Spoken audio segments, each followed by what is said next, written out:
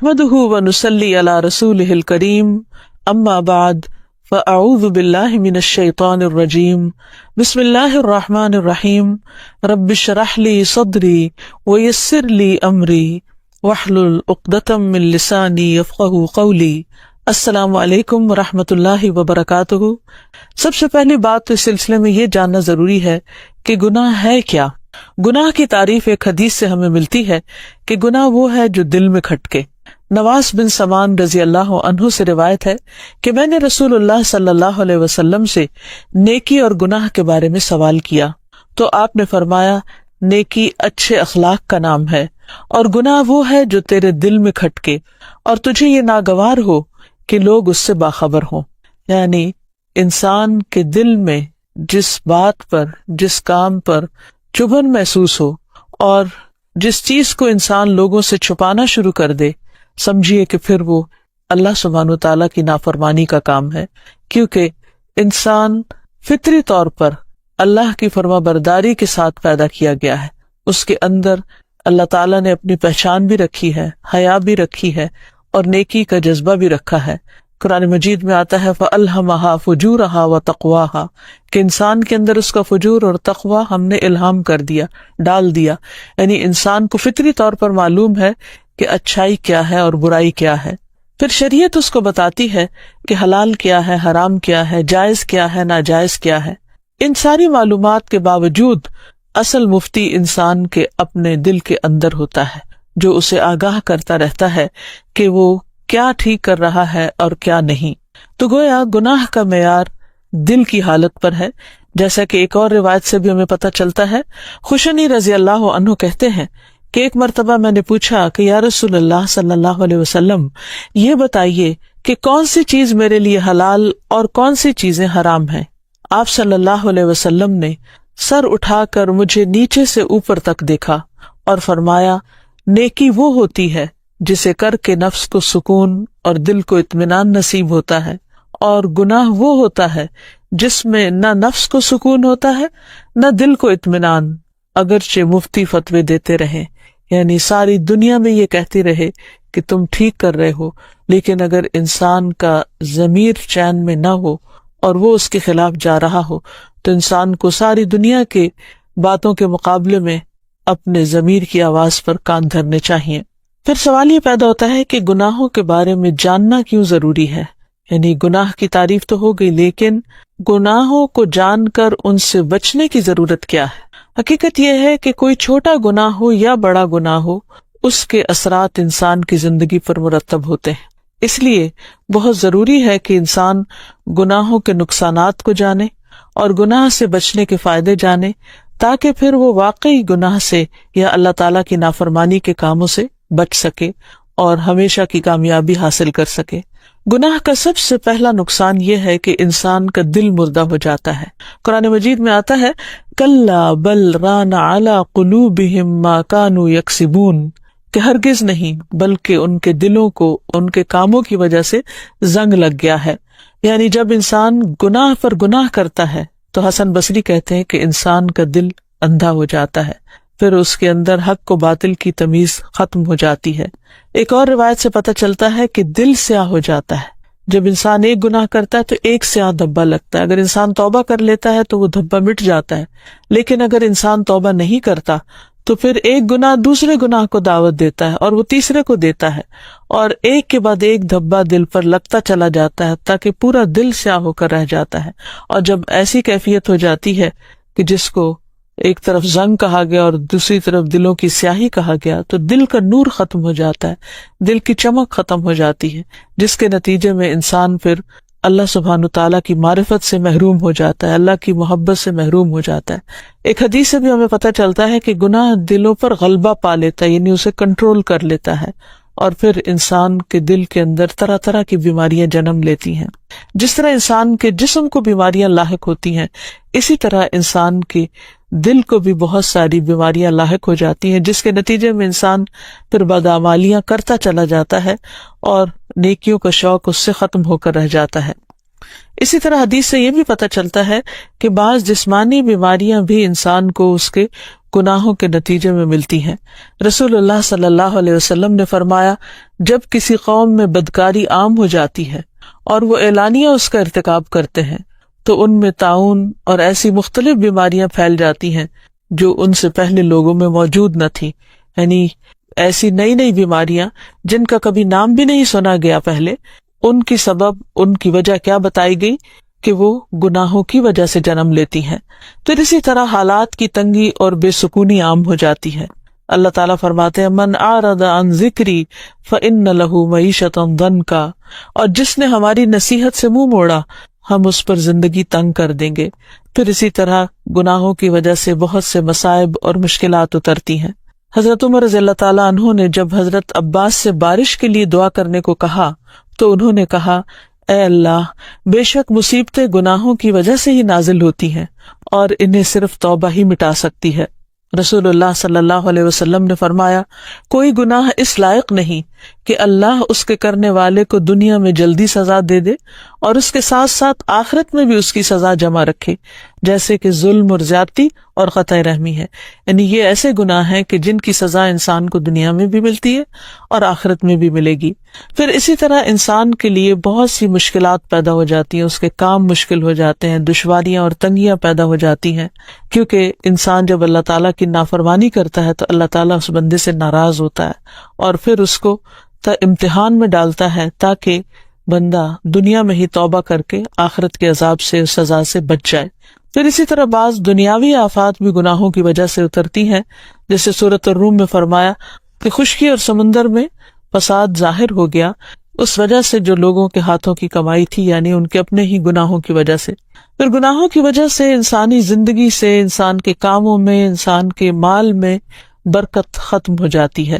اور اس سلسلے میں قرآن مجید میں اللہ تعالیٰ فرماتے ہیں، وَأَن لَوِ اسْتَقَامُوا عَلَى الطَّرِيقَةِ لَأَسْقَيْنَاهُمْ مَاءً غَدَقًا، اور اگر یہ لوگ سیدھے رستے پر قائم رہتے تو ہم انہیں ضرور بہت وافر پانی پلاتے، یعنی ان کے رزق میں برکت ہوتی، خوشحالی عام ہوتی۔ لیکن جب انسان گناہ کرتا ہے، اللہ تعالیٰ کو ناراض کرتا ہے تو یہ نعمتیں چھننے لگتی ہیں۔ اسی طرح بعض روایات سے یہ پتہ چلتا ہے کہ گناہ انسان کی عمر میں بھی کمی کا باعث بنتے ہیں، بعض گناہ اچانک موت کا باعث بھی بن جاتے ہیں۔ رسول اللہ صلی اللہ علیہ وسلم نے فرمایا، عمر میں اضافہ صرف نیکی ہی کرتی ہے، یعنی انسان کی نیکی کی وجہ سے، صلہ رحمی کی وجہ سے، خاص طور پر والدین کے ساتھ حسن سلوک کی وجہ سے انسان کو زیادہ موقع مل جاتا ہے جینے کا اور نیکیاں کرنے کا۔ پھر اسی طرح گناہوں کی وجہ سے بندے اور رب کے درمیان دوری آ جاتی ہے، اور انسان کے دل کے لیے سب سے بڑی وحشت ناک چیز یہی ہے کہ اس میں رب کا ذکر نہ ہو، اس میں سکون نہ ہو، اطمینان نہ ہو۔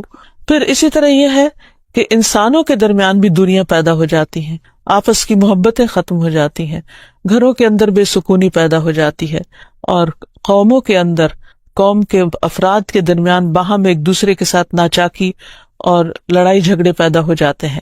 پھر اسی طرح گناہ کرتے رہنے سے انسان کے دل کے اندر سے گناہ کی نفرت ختم ہو جاتی، اور جب گناہ کی نفرت نہیں رہتی تو پھر انسان آسانی سے گناہ کرتا چلا جاتا ہے اور اتنا بے حس ہو جاتا ہے کہ گناہ کرنے کے باوجود اس کو احساس نہیں ہوتا کہ اس نے گناہ کیا ہے، اور پھر اسے توبہ کی توفیق بھی نصیب نہیں ہوتی۔ پھر اسی طرح شیطان انسان پر مسلط ہو جاتا ہے، ایسا انسان شیطان کا آلہ کار بن جاتا ہے جو گناہ کرنے کے بعد توبہ نہیں کرتا، اور بعض گناہوں کی وجہ سے انسان لعنت کا مستحق بھی ہو جاتا ہے، یعنی اللہ سبحانہ وتعالیٰ کی رحمت سے دوری ہو جاتی ہے، جیسے نبی صلی اللہ علیہ وسلم نے سود کھانے والے پر اور کھلانے والے پر لعنت بھیجی ہے۔ پھر اسی طرح انسان بعض اوقات بڑے گناہ نہیں بھی کرتا لیکن چھوٹے گناہ معمولی سمجھ کر کرتا چلا جاتا ہے، تو یہ یاد رکھنا چاہیے کہ چھوٹے چھوٹے گناہ مل کر انسان کو ڈبونے کے لیے کافی ہو جاتے ہیں۔ رسول اللہ صلی اللہ علیہ وسلم نے فرمایا، چھوٹے گناہوں سے بھی اپنے آپ کو بچاؤ، کیونکہ بعض اوقات بہت سے چھوٹے گناہ بھی اکٹھے ہو کر انسان کو ہلاک کر دیتے ہیں۔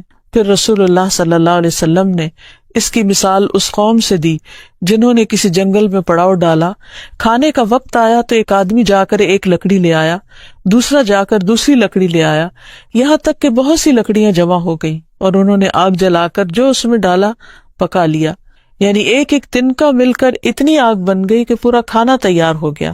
تو اسی طرح چھوٹے گناہوں کی کثرت انسان کو جلانے کے لیے کافی ہے. یعنی چھوٹے گناہوں کی کثرت انسان کے لیے بڑی مصیبت کا پیش خیمہ بن سکتی ہے.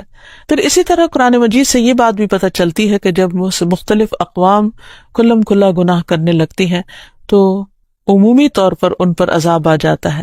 اللہ تعالیٰ فرماتے ہیں وَاتَّقُوا فِتْنَةً لَا تُصِيبَنَّ الَّذِينَ ظَلَمُوا مِنْكُمْ خَاصَّةً وَاعْلَمُوا أَنَّ اللَّهَ شَدِيدُ الْعِقَابِ. اور اس مصیبت سے بچ جاؤ جو صرف انہی لوگوں کے لیے مخصوص نہ ہوگی جنہوں نے تم میں سے ظلم کیا، اور جان لو اللہ سخت سزا دینے والا ہے. یعنی اس عذاب سے بچ کے رہو، اللہ تعالیٰ سے توبہ کرتے رہو، کہیں ایسا نہ ہو کہ دوسروں کے گناہوں کی وجہ سے تم پر بھی عذاب آ جائے. کیونکہ جب کسی قوم میں گناہ ہوتے ہیں اور ان گناہوں کو روکنے کی کوئی کوشش نہیں کی جاتی تو پھر عمومی طور پر ایسی تکلیفیں آتی ہیں جو سب کو اپنی لپیٹ میں لے لیتی ہیں، حتیٰ کہ باقی مخلوقات پر بھی اس کا اثر پڑتا ہے. یعنی صرف انسان ہی نہیں، جانوروں تک کو تباہ و برباد کر دیتی ہیں ایسی مصیبتیں. رسول اللہ صلی اللہ علیہ وسلم نے فرمایا فاجر بندے کے مرنے پر اللہ کے بندے، شہر، درخت اور چوپائے سب آرام پا جاتے ہیں. پھر اسی طرح یہ ہے کہ قیامت کے دن انسان پر گناہوں کا بوجھ ہوگا جو اس کے لیے شرمندگی کا باعث ہوگا. قرآن مجید میں آتا ہے وَلَا تَزِرُ وَازِرَةٌ وِزْرَ أُخْرَى وَإِن تَدْعُ مُثْقَلَةٌ إِلَىٰ حِمْلِهَا لَا يُحْمَلْ مِنْهُ شَيْءٌ وَلَوْ كَانَ ذَا قُرْبَىٰ. کوئی بوجھ اٹھانے والا دوسروں کے گناہوں کا بوجھ نہیں اٹھائے گا، اور اگر بوجھ سے لدا ہوا شخص کسی دوسرے کو اٹھانے کے لیے بلائے گا بھی تو کوئی اس کے بوجھ کا کچھ بھی حصہ اٹھانے کو تیار نہ ہوگا، اگرچہ وہ اس کا رشتہ دار ہی کیوں نہ ہو. اسی طرح قیامت کے دن گناہوں کے مطابق انسان کا جسم پسینے میں ڈوبا ہوا ہوگا، کوئی ٹخنوں تک، کوئی گھٹنوں تک، کوئی اس سے اوپر تک. پھر اسی طرح بعض گناہ ایسے ہوتے ہیں کہ جو نیکیوں کو کھا جاتے ہیں، نیکیوں کو ضائع کرنے کا سبب بن جاتے ہیں، جیسے غیبت، چغلی، طعنہ زنی وغیرہ وغیرہ. تو اس لیے بہت ضروری ہے کہ انسان اپنے گناہوں سے توبہ کر لے اور استغفار کرے، اور دنیا سے رخصت ہونے سے پہلے اپنی بخشش کروا لے، کیونکہ بخشش کا دروازہ موت تک کھلا رہتا ہے. لیکن مرنے کے بعد انسان قبر کے سارے عرصے میں اگر سارا وقت بھی استغفار کرتا رہے تو اس کو اس سے کچھ فائدہ نہیں. اللہ سبحانہ وتعالی انسان کو خود استغفار کرنے کی ترغیب دیتے ہیں. فرمایا افلا یتوبون الی اللہ ویستغفرونہ واللہ غفور الرحیم. کیا یہ لوگ اللہ کے حضور توبہ نہیں کرتے اور اس سے بخشش طلب نہیں کرتے، حالانکہ اللہ بخشنے والا اور رحم کرنے والا ہے. اسی طرح تمام لوگوں کو اللہ تعالیٰ نے استغفار کا حکم دیا وَأَنِ اسْتَغْفِرُوا رَبَّكُمْ ثُمَّ تُوبُوا إِلَيْهِ، اور یہ کہ اپنے پروردگار سے معافی مانگو اور اس کے حضور توبہ کرو. ایمان والوں کی صفت یہ ہے کہ وہ خاص طور پر سحری کے وقت توبہ کرتے ہیں، استغفار کرتے ہیں. وَالْمُسْتَغْفِرِينَ بِالْأَسْحَارِ. پھر اسی طرح تمام انبیاء اپنے رب کے حضور استغفار کرتے رہے.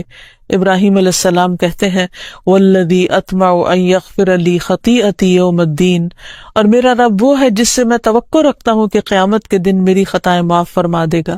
موسیٰ علیہ السلام نے دعا کی قال رب انی ظلمت نفسی فاغفر لی فغفر لہ انہ هو الغفور الرحیم. اے میرے پروردگار، بلا شبہ میں نے اپنے آپ پر ظلم کیا ہے، لہٰذا مجھے معاف کر دے. چنانچہ اللہ تعالیٰ نے اسے معاف کر دیا. بلا شبہ وہ بڑا بخشنے والا، رحم فرمانے والا ہے. پھر یونس علیہ السلام نے دعا کی لا الہ الا انت سبحانک انی کنت من الظالمین. داؤد علیہ السلام نے دعا کی وظن داؤد انما فتناہ فاستغفر ربہ وخر راکعا واناب.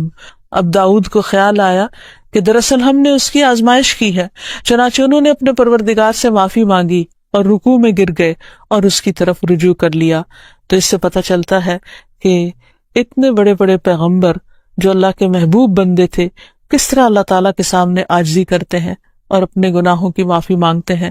پھر اسی طرح نبی صلی اللہ علیہ وسلم دن میں 100 بار استغفار کیا کرتے تھے. تو اس لیے ہم سب کو بھی کثرت سے استغفار کرنی چاہیے. استغفار بیماریوں کا علاج بھی ہے اور اللہ کے عذاب سے بچانے والا بھی، اللہ سبحانہ و تعالیٰ کی رحمت پانے کا ذریعہ ہے، اور پھر بارش کے نزول کا ذریعہ بھی ہے، زراعت میں برکت کا ذریعہ، کبیرہ اور صغیرہ گناہوں سے معافی کا ذریعہ، اچھا اعمال نامہ پانے کا ذریعہ. یعنی قیامت کے دن انسان کو جن کی بخشش ہوگی ان کو خوشخبری دی جائے گی اور ان کا نامہ اعمال جو ہے وہ بہترین نامہ اعمال ہوگا. پھر جنت میں درجات کی بلندی استغفار کی وجہ سے ہوگی. تو اس لیے ضروری ہے کہ ہم اٹھتے بیٹھتے اپنے گناہوں کی معافی مانگتے رہیں. اور استغفار کے لیے انسان اپنی زبان میں بھی اللہ تعالیٰ سے بخشش مانگ سکتا ہے، لیکن بہتر یہ ہے کہ اگر انسان قرآنی دعاؤں اور مسنون دعاؤں کا سہارا لے اور ان کو سیکھ بھی لے، کیونکہ یہ ہم سب کی ضرورت ہے. جہاں تک قرآنی دعاؤں کا تعلق ہے تو اس میں آتا ہے رب انی ظلمت نفسی فاغفر لی، اے میرے رب بلا شبہ میں نے اپنے آپ پر ظلم کیا ہے لہٰذا مجھے معاف فرما دے. پھر ہے رب اغفر وارحم وانت خیر الراحمین، اے میرے رب بخش دے اور رحم کر، اور تو رحم کرنے والوں میں سب سے زیادہ رحم والا ہے. پھر ہے رب اغفر لی ولوالدی وللمؤمنین یوم یقوم الحساب، اے پروردگار مجھے بخش دے، میرے والدین اور سارے مومنوں کو جس دن حساب کتاب ہو.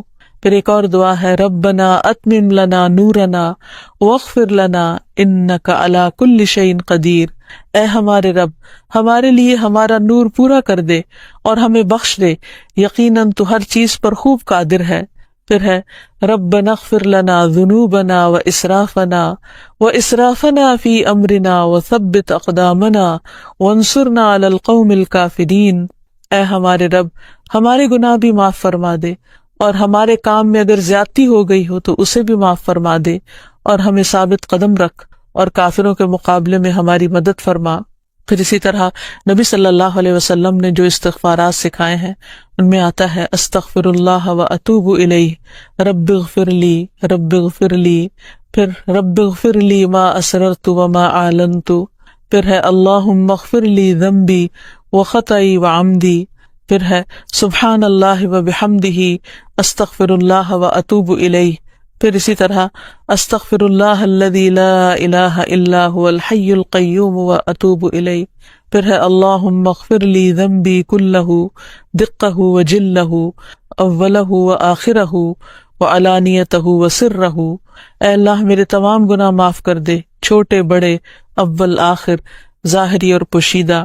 پھر اسی طرح اللہم انی ظلمت نفسی ظلما کثیرا ولا یغفر الذنوب الا انت فاغفر لی مغفرۃ من عندک وارحمنی انک انت الغفور الرحیم، اے اللہ میں نے اپنی جان پر گناہ کر کے بہت ظلم کیے اور تیرے علاوہ کوئی بھی گناہوں کو معاف نہیں کر سکتا، اس لیے اپنے پاس سے میرے گناہوں کو معاف فرما اور مجھ پر رحم فرما، بے شک تو بڑا بخشنے والا نہایت مہربان ہے.